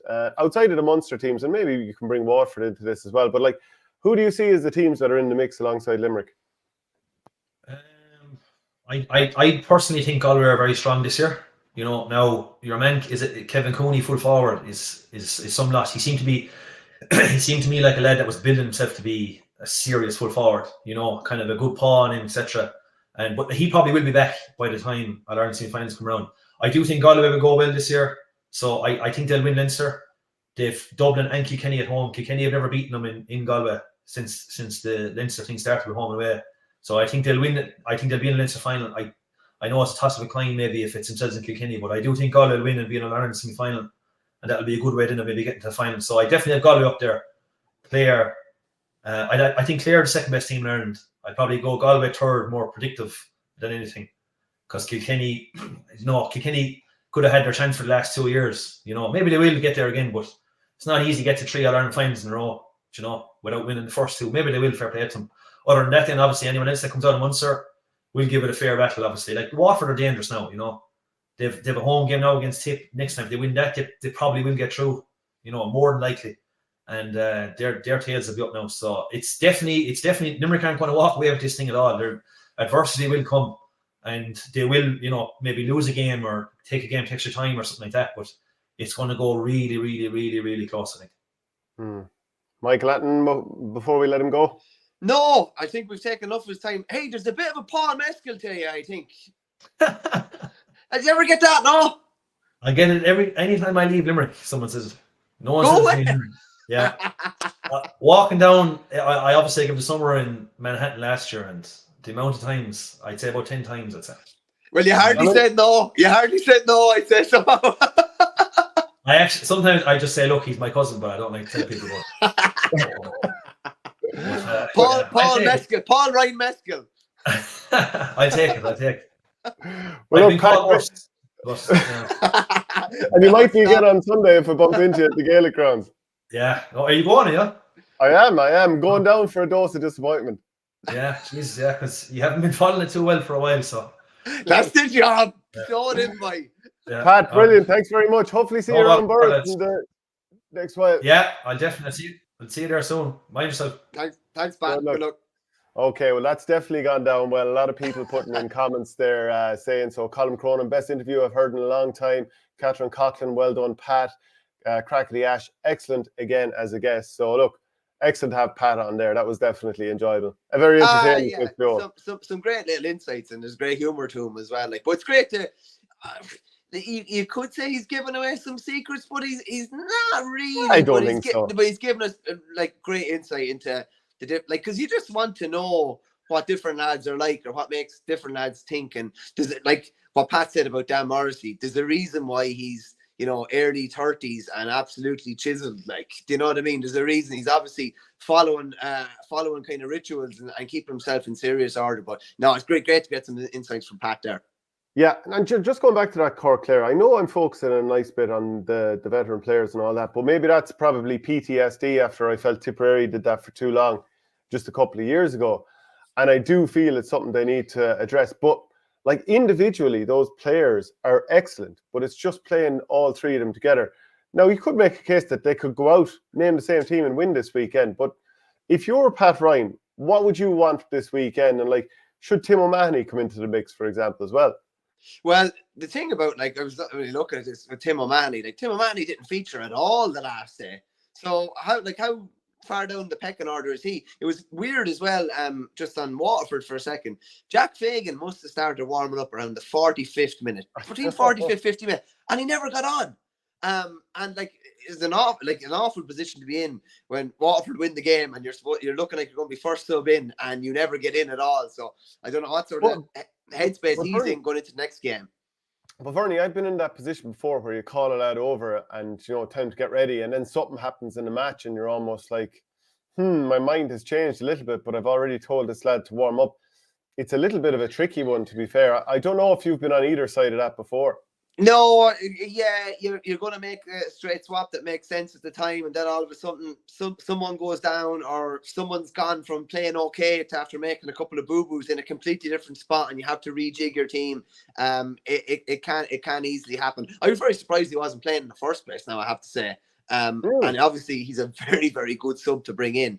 But like I put it, like of the three lads, I don't think I'll throw Damien Catlin into this, but just of the three forwards, the elder kind of statesmen forwards, Horgan, Harnedy, Lahan, how many do you think can start this weekend? I'd say Harnedy will definitely start, because he got 2 points before he went off, and you're like, okay, there's a bit more to Harnedy that we know and the Cork love. I think Lahan might miss out, and Pat Ryan said the same there. I think it might be that case that Horgan and Harnedy start. I think both will start. But I think, like, if you throw, I think one in the half line, one in the full line, throw Robbie O'Flynn. You could throw him into either line, but probably into the half line as well. Potentially, I don't think Toomey will start after last weekend. He was, he disappointed, and I think he'll know himself. He probably will feature off the bench. I wouldn't be a bit surprised if Hayes came in potentially as well, just because he's a big man, good under a high ball, but also he's very fast for a big man, well able to break a line. Ben Cunningham wasn't in the 26th the last day, so I don't know if he's picked up another knock. But you'd be surprised if he's going to come in and start right like that. Maybe he's over the knock and will be back into the 26th. But I would be the same as yourself. I don't think Pat Ryan will totally push the nuclear button. I would be expecting two of them to start, but I just expect more kind of legs around them probably as well. And do you see any hangover from Clare point of view? Like, physically, both teams have been through the same thing in the past week, so we're not really going to weigh that up, even though there might be some difference between playing against Waterford and Limerick or whatever. But between the years, isn't that where the big challenge is for Clare? Yeah, I would just say I'd say Clare expended a hell of a lot more energy than Cork did last weekend, and that's not to say Cork were non-triers last weekend. It takes a lot to get yourself. But Cork had a period with 14 men, but also with 13 men. True, yeah. And the fact that they played well during that period probably means that maybe they did exert a fair bit of energy, but it generally takes a lot of energy to get yourself into the position that Clare did against Limerick. But it's all between the ears. But as I said at the outset,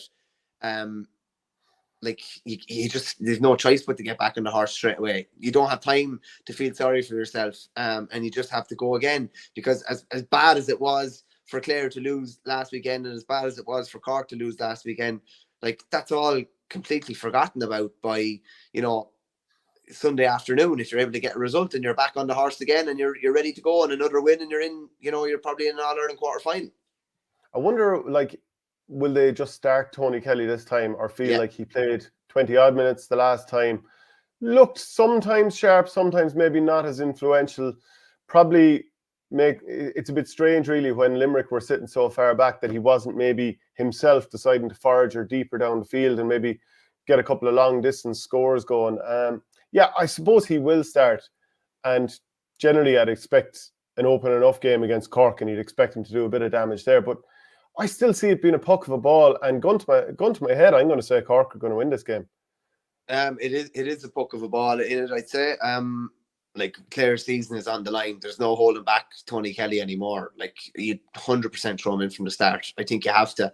And I'd say that might be known fairly early in the week in the Clare camp. I know that we have to try and get him on the ball in this sort of way or whatever, and make sure he has an influence on the game. But from a Cork point of view, if Kelly is starting, that does give them, another big headache, and they've got plenty of headaches to deal with already with Duggan's prowess under a high ball, and Shane O'Donnell's probably only going to be better from having a second game under his belt as well. And Aidan McCarthy's in decent form. David Reedy is still in decent form as well, but I'd say Kelly will start. If the gun was to my head, and you're not 100% sure what you're going to get from Cork on a given day, it's Clare for me by a score or maybe two. Even though I know people say that the Cork supporters will probably get behind Cork, and if they get on a bit of a run, and they'd expect them to start a good bit quicker than they did the last day. But I won't believe in Cork until they win All-Ireland, to be honest with you. Yeah, and as I was saying to you after we had Alan Cadigan on last week, I can't believe I didn't bring it up, how much you've been slating Cork over the years. But maybe Alan's aware of that anyway, and too much of a gent to bring it up. You left me off the hook there big time, to be honest with you. Yeah, and I'm sure you've seen the odd word here and there about whether Conor Cleary has a bit of a fitness issue or in a boot or so on. But irrespective of whoever he might have picked up and maybe won't be able to pick up, the prospect of Adam Hogan against Alan Connolly, if it works out that way, like to me, that would maybe seem like a matchup that could happen. That would be tasty. Yeah, I was only thinking about this earlier today. I think if Cleary starts, I wouldn't be that surprised if they started him on Connolly, actually. And I think that if Hoggy starts, that they might start Hogan on Hoggy and try to break his heart and break Cork's heart.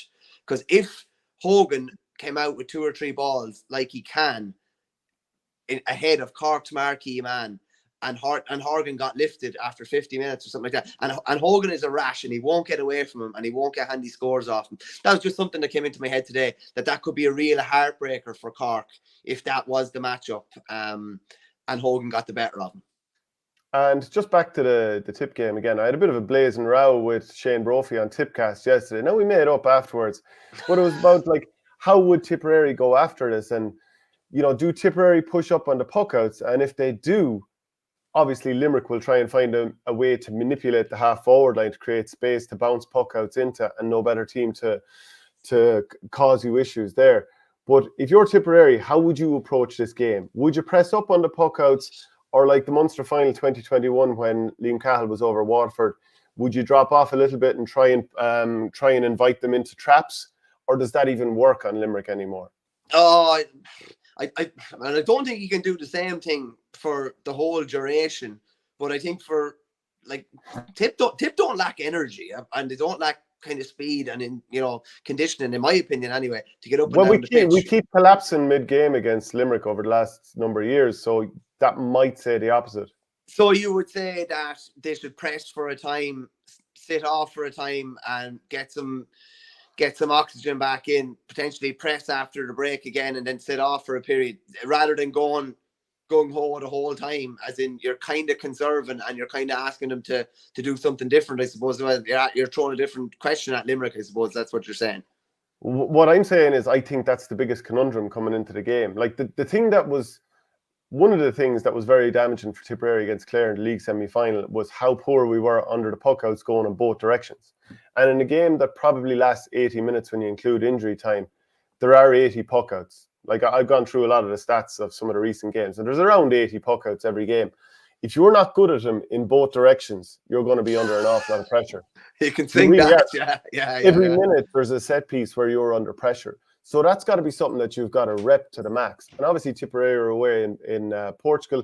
They had their training week, and when we did the live show down in the Dome, wasn't John Milan absolutely grilling Seamus Callanan about them doing it so close to championship? It was just so funny. It was like, hold on now, Seamus. So you're telling me that they're out in Portugal for 5 days, a week before championship? He couldn't get his head around it at all. It was brilliant. Yeah, and look, as long as if Tipperary get on top of that puck-out situation, like too often I watched them in that league semi-final, and players had neither cut out the short one nor the long one. I remember Adam Hogan at one stage being able to carry a puck out up the sideline, the near side when it comes to the camera, the uncovered stand. He was able to walk it up the field and pop it over the bar. And then other times they were able to walk it out and pop it into space for a corner forward. Other times then the centre was vacated and high ball down, and David Fitzgerald was able to get onto it and score a goal. Other times high ball on top of the half back line and lads going up swinging with one hand. So this is why who you pick at centre back is so crucial. And if you're going to say who's the best man in the air for Tipperary, it's clearly Ronan Maher in the backs. But if you're going to press up on the puck-outs, and Limerick are going to do that thing of crisscrossing into space, and it's not always easy to hold. It's not always as simple as hold your position. If he's put into a race with Keane Lynch or whatever, that's very difficult. You can't ask a guy to be faster than he is, and he's brilliant at a lot of things, but, straight line speed or, speed over those distances is good. So this is the problem with Tipperary. Any way you sort of try and figure this out, there are issues. And Tipperary are going to have to be manic for work rate to upset Limerick throughout this game. And that's where ultimately, if Limerick can ride out the storm, they'll probably go ahead and win again. Yeah, you'd imagine so. But like of all the teams not to be conceding the puck out to, like you're talking about, Clare kind of made hay when they were able to get their hands on ball, even around the 20 or 30 yards out from their own goals. Like that's like giving a short kick out to the Dubs or that. Like, do you know what I mean? In football, Limerick will work it down the pitch, and even Sean Finn will strike it long, but it'll be a real sympathetic ball into a half forward. And it's funny you say about the half forwards crisscrossing. In an ideal world, you want your half backs to hold, but in an ideal world, you want the half forwards to move a few seconds. You want them to move a few seconds early. Limerick are moving, like they have a time. We'll say it's usually between 3 and 4 seconds, I think, from the ball to leave the keeper's hurl or something like that to when it drops. So they're moving like at the perfect time that causes your head to spin. You're like, oh, do I have to follow here or do I not? Do I try and hold my ground? If I hold my ground, he's going to probably be in 20 or 30 yards of space. And they have that wrecked over and over and over again. So like I do think Tipp will press at different stages. And as you said, the worrying thing is there when you get to 50, 55 minutes, will there be much juice left in the tank? Will there be 5 subs that can come in and that can maintain that and make sure that the standards don't drop at all, or the energy doesn't drop? I still wouldn't be totally convinced in the strength of Tipp's panel to carry out something like that against the best. Yeah, I think Tipp needs to plan to use 2 subs in the 40th minute, 2 more in the 45th. Hope there's enough energy there, and then obviously you want to use another sub, but not too soon in case you get an injury. Tipperary need to keep bringing the energy on. And I was just thinking about there as you're talking about it, in terms of the puck outs, sometimes you have to drop and sometimes you want to push. If you hit a wide, obviously Limerick can hit a puck out instantly. There's no waiting around. The referee allows a quick one in that situation, but you have to stop when there's a score. So shooting from all angles and hitting wides allows them to restart very quickly, and you can't, get your team set up. I was actually thinking, in the past, everybody always wants to drop a line. So you want the full forward line to drop out around 35 yards. You want the half forward line to drop out around the 65. You want your 2 midfielders sitting almost in front of your half back line, and then let the half back line sit back a little bit, and certainly the centre back so he can sweep over and back. And you're set up pretty well. I wonder, is it going to get to a day fairly soon, football, like where you've got the full forward line pressed up, half forward line pressed up, midfield pressed up, relatively pressed up, half back line, but also the full forward line and goalkeeper come out 30 yards as well. Just compress it the completely opposite way. Because at some stage you're thinking, well, look, we have to find a way to compress the space. And even though that leaves you really far up the pitch, you might have to do that from a puck out and then get everyone to retreat almost as soon as the puck out happens. Like, someone has to try something. Yeah, well, it's funny. Like, what were teams doing on puckouts 20 or 30 years ago? The corner forward was probably standing in beside the corner back, full forward standing beside the full forward, etc. So maybe it will end up going back. Like, that wasn't a tactic per se back in the day. That was just the way you were. You stood in your area or whatever. So we could end up going back to that. Now it's high rope stuff, like where you're really like it's 1-on-1 and you're somewhat wide open. You really have to trust the lads. Particularly at the back, your half back line anyway, because if a ball, you're in an area with a player and it's you and him, and that could be it, and it's very difficult even for other bodies to get in around that as well. But it's make for some viewing, wouldn't it? Oh, it'd make for fair old viewing. It's definitely not beyond the realms of possibility in the next couple of years. Definitely not.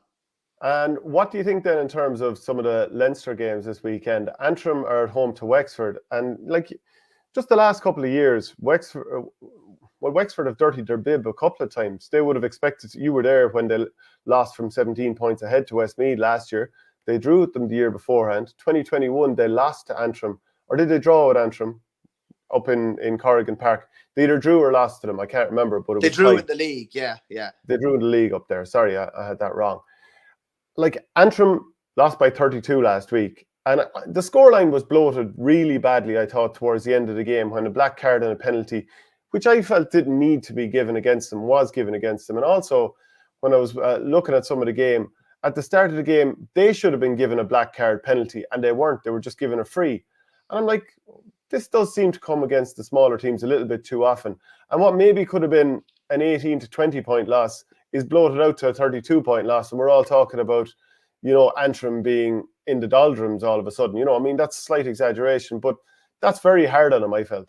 It's funny you should say that, because I know for a fact that an inter-county manager currently managing senior inter-county hurling, the biggest difference, he said, between managing one county and managing his former county was that it's so much more difficult to get a decision with the county that he's with at the minute. And he just said that decisions are, basically his point was he couldn't get over how we don't get the decisions that I would have got with my former county, who are of a higher standing, we'll say, in the hurling world. So that's just a brief aside there. I was just listening to Darren Gleeson's interview after the Kilkenny game, and he was pretty low now, because the effort levels, and he basically said it, the effort levels by his fellas just weren't anywhere close to where they needed to be. Now, Keelan Malloy didn't play last weekend at all, didn't feature, didn't even come in off the bench. So whether he's going to be involved this weekend or not, he's obviously a massive player for them. I kind of said on Monday that, Westmeath were hammered last year before beating Wexford the week after. So there is a bit of previous there in that regard, that you would be expecting Antrim to perform a hell of a lot better. And there was only 4 points between them when they met in Wexford Park last year in a real kind of rip-roaring game. But I'd be still expecting Wexford to come out by 5 or 6 when all is said and done. But they've had a lot of injuries up until those players came back. There was one stage when they had 15 players on the treatment table.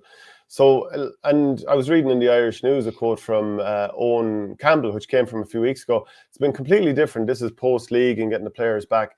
Night and day since the league. The good vibe is back in the camp, and we're looking to drive it on.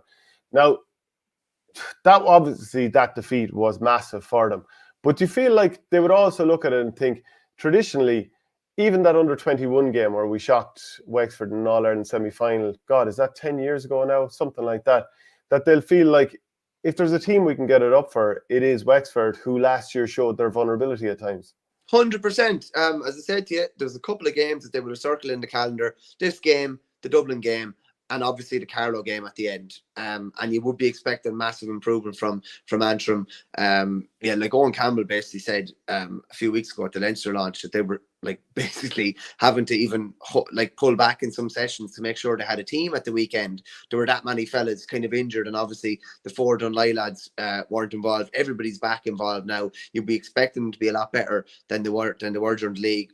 But it's a big departure to say that you go from being beaten 32 points for Kilkenny to go and beat Wexford the following week. And Wexford, whatever it is, Wexford can beat Kilkenny the last 4 or 5 years, and particularly the last couple of years.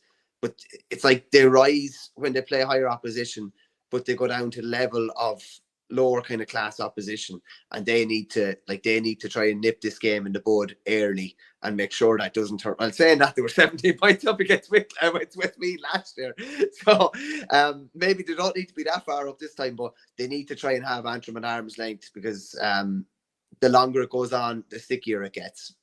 And I wonder, with Dublin last week getting 2 goals at the very, very latter stages of the game from Danny Sutcliffe and Keane O'Sullivan, will they be sort of released from what could have been a bit of a difficult week, coming into this now with a little bit more confidence, a pep in their step? They got an unlikely point. A lot of players who had been out and missed a lot of game time, they're back now. They have a game under their belts, and maybe instead of this whole perceived ambush, as a lot of people would see it, because people always seem to doubt Dublin, that they might go down to Dr. Cullen Park and all of a sudden produce a bit of a performance. Yeah, this game was very tight in the preliminary quarter-final last year for about 50 minutes, and then Dublin kind of pulled away, and there was a couple of weeks between the McDonagh and the preliminary quarter-final last year, so it wasn't 6 days late or anything like that. But imagine the mood in the Dublin camp this week. They would surely be bouncing going into training, bouncing with the feeling of, okay, we got out of jail big time last week. We didn't perform particularly well, but we went down to Wexford Park, got a point on the board, and obviously the fact that they drew in the first game, the score difference comes in massively, and that's not just against Carlow or Antrim potentially, it's against the bigger teams as well, and to make sure that those games are as tight as possible. But you would be thinking from a Dublin point of view as well, we're talking about the improvements that Limerick will get. Look at all the Dublin fellas that played very, very little league and got a game under their belt last weekend. The Owen O'Donnells of this world, Ronan Hayes as well, who wouldn't have played that much league, and a couple more kind of thrown into the mix as well. So I would be expecting Dublin to get a bounce from last weekend, but I'd obviously be expecting them to improve again from last weekend anyway, just given that they hadn't played in so long before that. And how much are you looking forward to this Galway-Kilkenny game, or are you feeling like it's hard to take it as seriously as we're going to take the Munster ones when we know there's no real jeopardy here? Well, you can't take it as seriously. And like, you know, if it was a Munster game, we don't know the exact severity of the injuries, but if it was a Munster game, like there would be no choice. What if Adrian Mullen is 50-50, he probably plays. Same with Owen Cody. And maybe it's not the same with Owen Murphy, obviously, because that could be a concussion protocol job. But like, if there's any doubt about their fitness going into this weekend, I'd imagine they don't play. And that, like, really, that tells you all you kind of need to know. You couldn't afford to do that in Munster, and that's just the way it is, and that's just saying it as it is, really, to be honest with you. And if they are down, I would expect them to be down 2 of the 3, possibly the 3. And you'd be hard pressed to say Kilkenny would win without 2 of the 3 or without all 3. And I think Mikey Carey might be thrown into the mix as well. He didn't finish the last couple of minutes of that Antrim game as well, but there was no sub made or anything like that. So he could be missing as well. So like four important players potentially. This feels like a league game to me, whereas I feel like I could talk all day about those Munster games this weekend. I feel like you're not entirely sure what teams will be put out here, as you just outlined. You're not going to risk somebody. I mean, the chances of risking someone when you know that it's not life or death. I just feel like it's hard. Like the outcome of this game doesn't move it's just not earth-shattering any way you look at it. So I'm hoping once the game happens, it's a brilliant game. And on the far side, we're analysing it and we're reading into things and we're talking about matchups and players who've shown Henry Shefflin and Derek Lyng that they can be big players for the rest of the year. But beyond that, it's hard to really get too wound up for this game. And I'd love to know if the viewers feel the same. Yeah, no, it might be the sort of game that over-delivers, because we're probably not expecting that much, really, to be honest with you. And at the end of the day, I know Henry probably held a couple of lads back last weekend, but like, if they get to a Leinster final, this game is of no consequence, really. Then, like, to them, it's all about getting their hands on the Bob O'Keefe, really. This game will, victory here would, obviously put them one step closer to that. But I can't see this game amounting to a hill of beans in the grander scheme of things. Kilkenny beat them when they beat them down Nolan Park, or Galway beat them in Nolan Park in 19. Galway, they drew last year. Galway beat them in Pearse in 18. I can't think what the 2022 result was. What was the 2022 result in Pearse Stadium? Did Galway win by a point? I can't remember. But like 2022, that was Galway. I'm looking it up here. Galway 124, Kilkenny 317. So yeah, that was a point. That was the round robin game with the handshake. That was the round robin game with the handshake. Yeah, that's right. And like, at the end of the day, Galway haven't won a Leinster title since 2018. Am I right? 2018. Like, Jesus inside Christ. Hurling.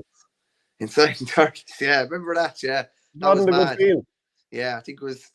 Yeah, that was. To be honest with you, I think that was an extra game that probably helped to undo Galway in the grander scheme of things, along with that semi-final against Clare. I think if they'd beaten Kilkenny the first day in Croke Park, I think finished 18 apiece.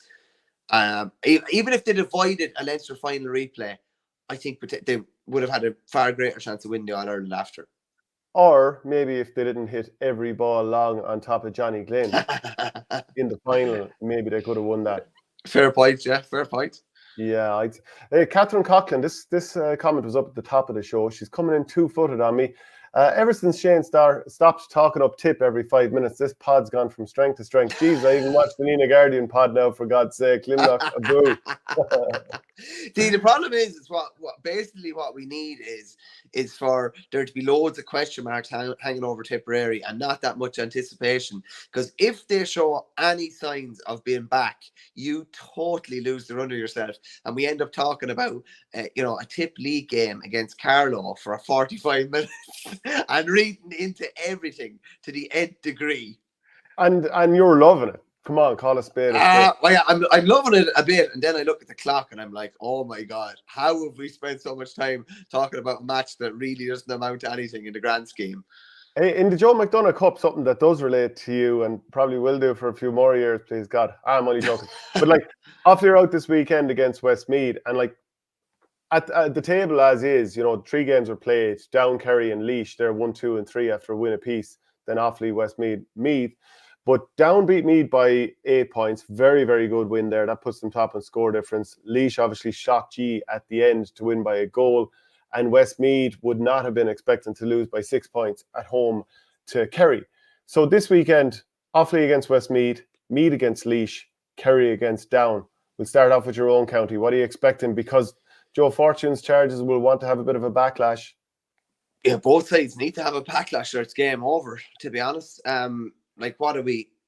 Last weekend in April, and this is Offaly's season, and this is Westmeath's season. This is a game, a season-defining game.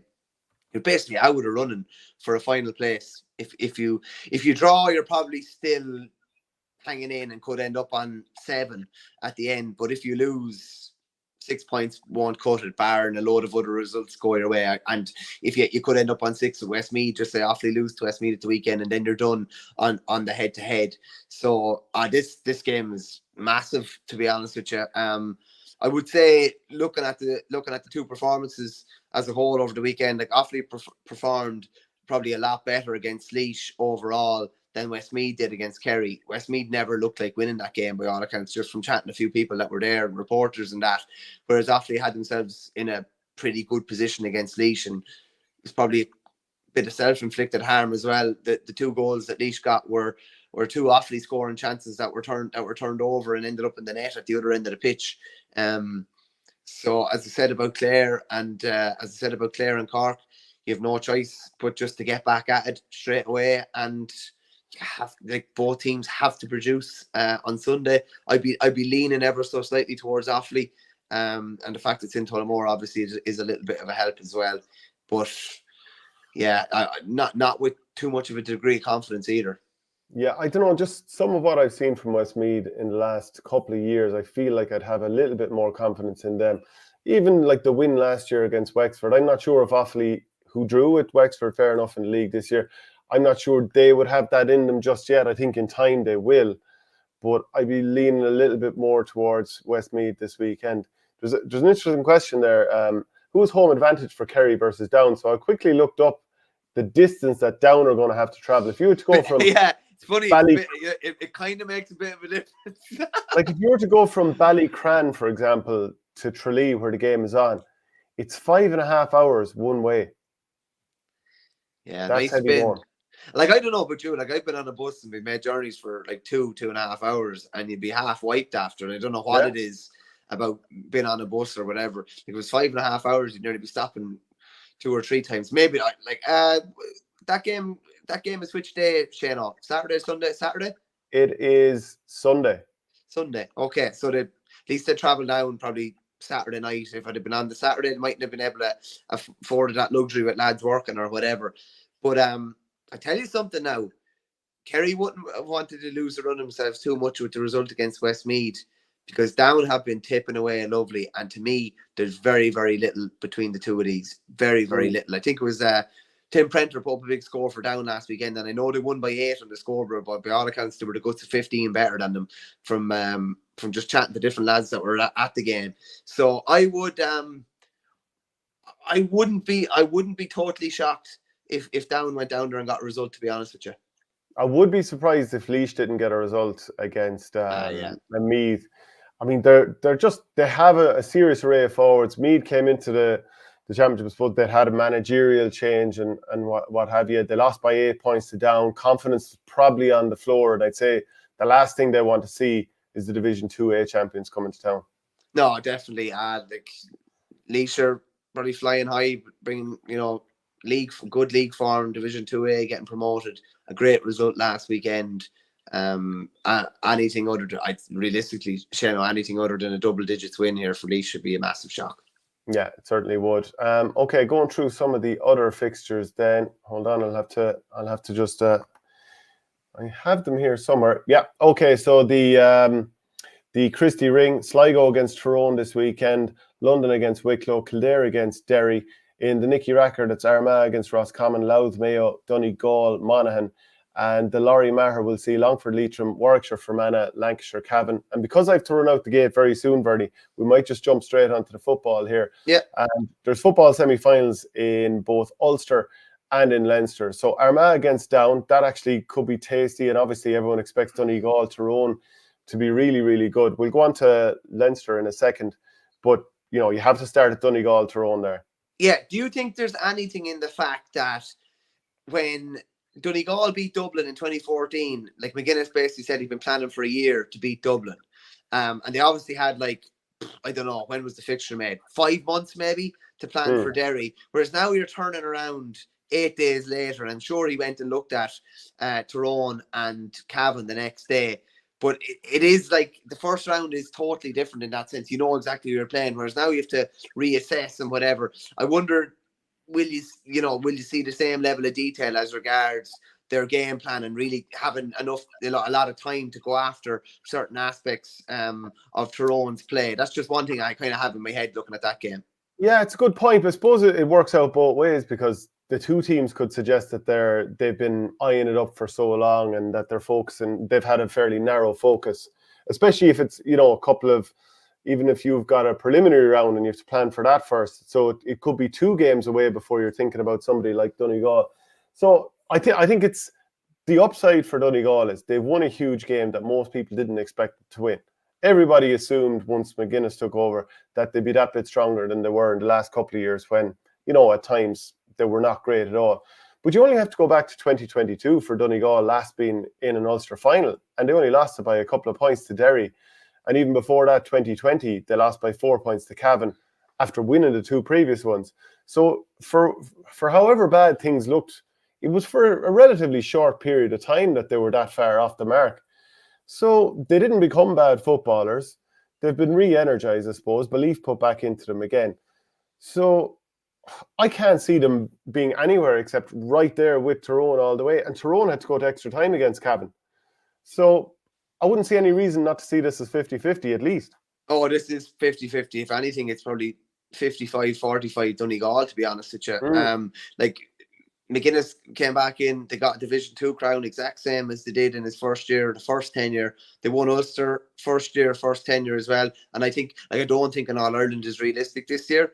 I think they could get to a quarter-final, potentially a semi-final. But an Ulster title, particularly now that they've beaten the 3 in a row chasing Ulster, you know, Derry were going for 3 in a row or whatever.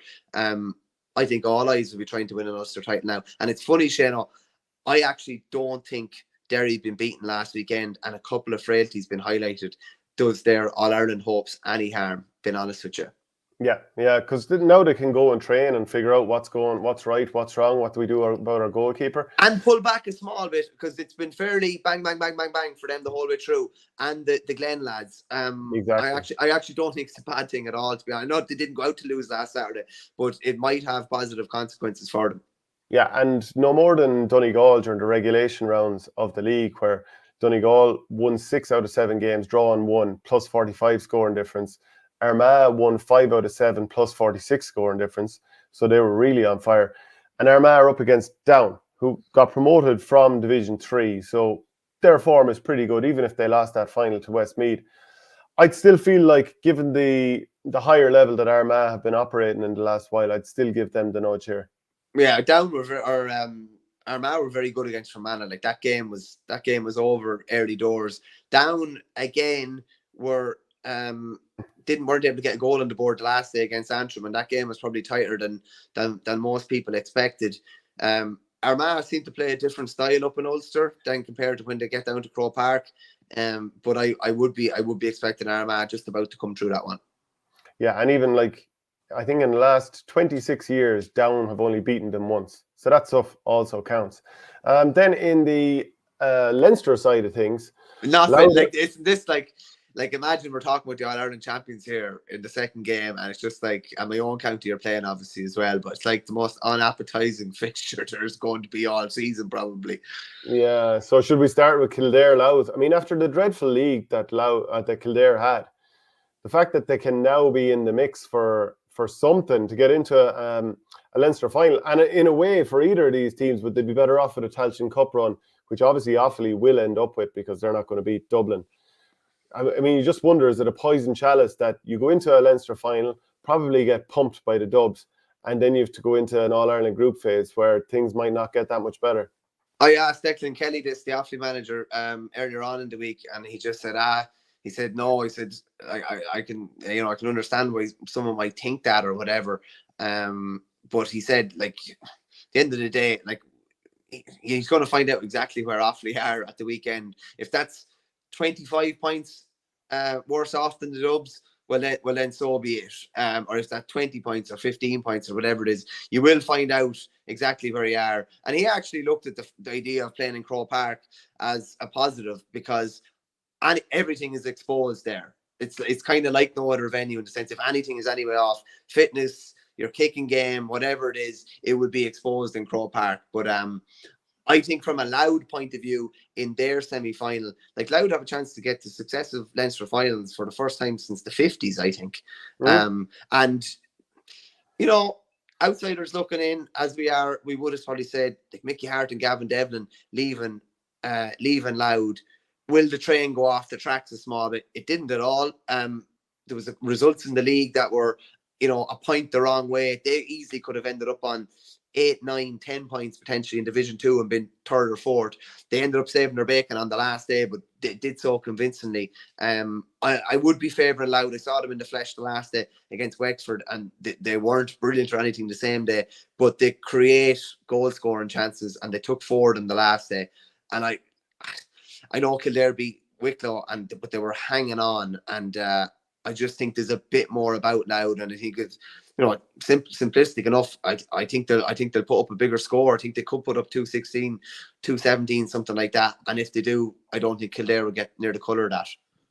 Great boost for Louth during the week there, beating Dublin in the under-20s. It's the first time in, is it a decade or something like that Dublin won't be reaching the Leinster final? Yeah, first time they're going for 11 in a row or something like that. Something like that. The final, yeah. And I mentioned to you on the show before, like they haven't been in that many minor finals, but they seem to progress through at under 20. So that's a big lift for Louth. And I don't know if you saw the goal, but it was a bit of a skyscraper, and it just goes to show you anything in around that crossbar height can be very, very dangerous. But they're on a bit of a crest of a wave at the minute. And like Samuel Wright probably gets all the plaudits in Louth, but Kieran Downey, Kieran Keenan, Conor Grimes, Tommy Dernan, like they've lots of good players, particularly going forward. And just before we finish up, I did up this little image a little earlier. The Leinster Senior Championship, so the 15 seasons before and since Galway joined. So this will be the 16th season this year. So in the previous 15 years, 94 to 2008, Kilkenny had won 10, Offaly 2, Wexford 3. And there was a 4 in a row from 94 to 97 that was shared out between Offaly and Wexford. Wexford won it in 04, otherwise it's Kilkenny. Now in the meantime, in the first 15 years of Galway, it's Kilkenny 10, Galway 3, Dublin and Wexford 1 apiece. Is it better or worse now than it was in the previous 15? Jay Shane, if we didn't have Galway at the minute, it wouldn't be much of a championship, would it? No. Do you know what I mean? Like, yeah, like it wouldn't be much of a championship at all. At least you have another team that are, fairly genuine All-Ireland contenders in it. And I would say, to me, it raises the standards of it anyway. It's definitely made it more interesting. Because there were times there where Wexford were going through a fair lull, and obviously Offaly went through, a serious lull as well. You would, like, as bad as you always said when Kilkenny were hammering teams in, say, 02, 03, 04, it would have been something similar for the guts of the last 10, 15 years. Take out maybe the last 5 years at Wexford, had Galway not been there.